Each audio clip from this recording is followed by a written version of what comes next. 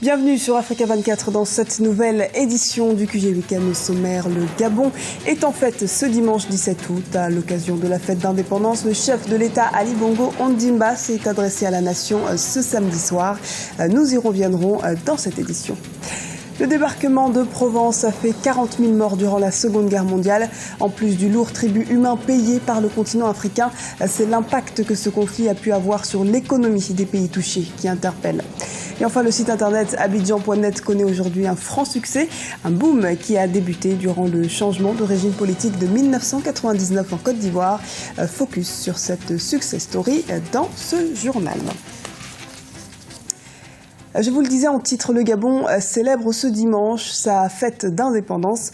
Le chef de l'État, Ali Bongo Ondimba, s'est adressé à la nation ce samedi soir. Il a appelé à l'unité nationale. Que faut-il retenir des avancées politiques du Gabon? Les réponses avec Mokhtarba. C'est un anniversaire qui paraît ordinaire. Pourtant, la célébration des 54 ans de la souveraineté nationale et internationale du Gabon ce dimanche 17 août se déroule dans un contexte particulier. Le pays doit encore consolider l'unité nationale, encourager la liberté d'expression et affermir les bases de sa pratique démocratique. Sur le plan de la démocratie, le Gabon se porte bien. Il y a quelques indicateurs qui le prouvent. D'abord, les institutions sont en place. Nous avons le président de la République élu pour un mandat de 7 ans, le Premier ministre est nommé. Nous avons l'Assemblée nationale et le Sénat qui sont là. Nous avons les institutions comme la justice qui se portent très bien, avec naturellement la séparation du pouvoir entre l'exécutif, le législatif et le judiciaire. Un processus démocratique qui ne fait pas l'unanimité au sein de la classe politique ni de la société civile gabonaise. Certains estimant que la mise en place de la biométrie est trop onéreuse pour un pays où la pauvreté et le chômage restent des défis à relever.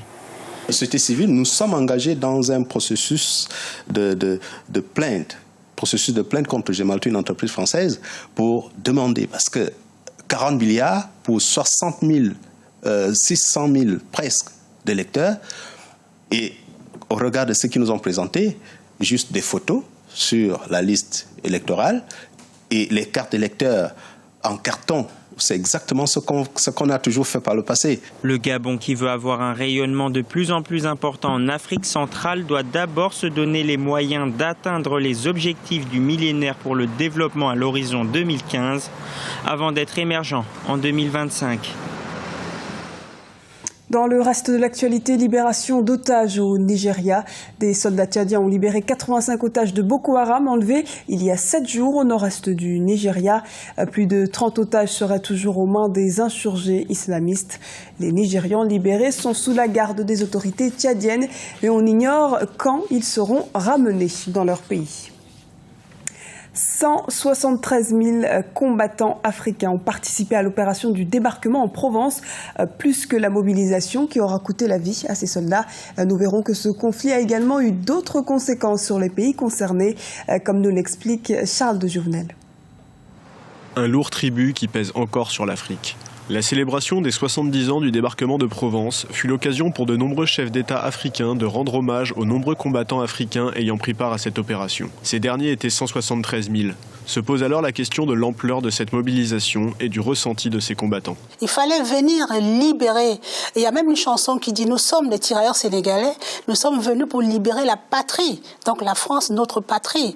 Et sur les 173 000 exactement, plus de 44 000 vont rester sur le champ d'honneur.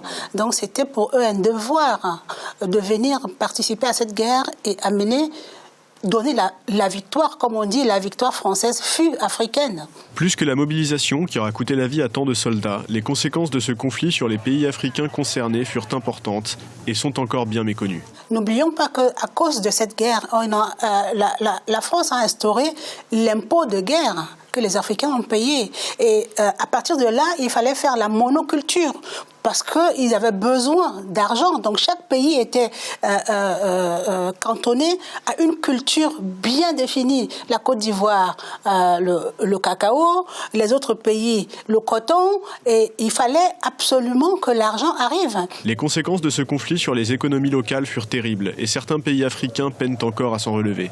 Une raison supplémentaire s'il en fallait pour voir la France tenir ses engagements vis-à-vis du continent africain.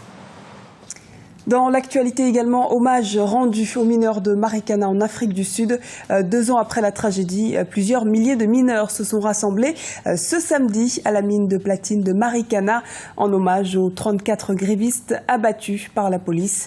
Par ailleurs, une commission d'enquête a été lancée et a entendu certains des plus hauts responsables politiques du pays, dont l'actuel vice-président Cyril Ramaphosa, qui était membre du conseil d'administration de l'ANMIN au moment du massacre. Le boom de l'information sur le net s'est fortement répandu en Afrique. En Côte d'Ivoire, par exemple, près de 400 000 visiteurs viennent quotidiennement consulter l'actualité sur le site abidjan.net.